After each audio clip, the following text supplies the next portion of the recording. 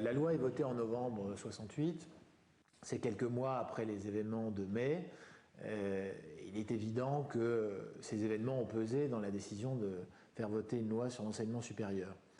En fait, les étudiants avaient réclamé plus de choix dans les matières, plus d'autonomie, plus de participation aux instances de l'université.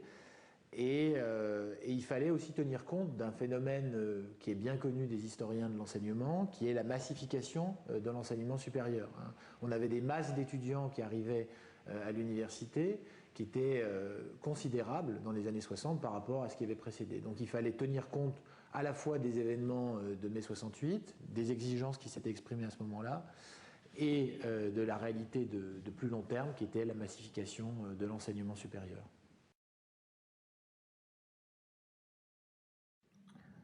Alors De Gaulle a une pensée sur l'université avant mai 68.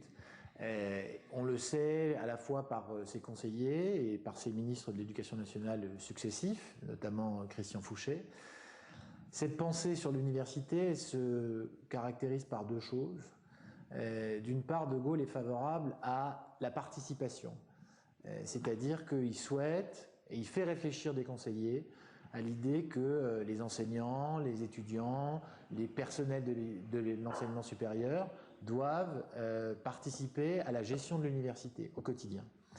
Mais il est aussi favorable à la sélection. Et c'est vrai que la loi d'orientation de l'enseignement supérieur va permettre de réaliser le premier objectif, mais pas le second, parce que les événements allaient dans le sens de la démocratie à l'université, mais pas de la sélection.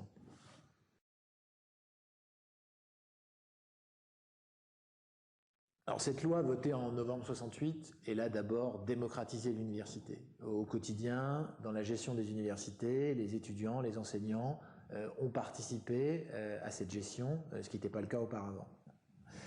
Cette loi, elle a aussi permis la création de nouvelles universités, notamment en province, pas seulement, pour faire face à la massification de l'enseignement supérieur. Elle a permis aussi la création des universités technologiques. Mais il est vrai qu'elle n'est pas allée complètement au bout de ses objectifs pour ce qui concerne l'autonomie des universités. Et il a fallu attendre une autre loi beaucoup plus récente pour que cette autonomie entre véritablement en vigueur.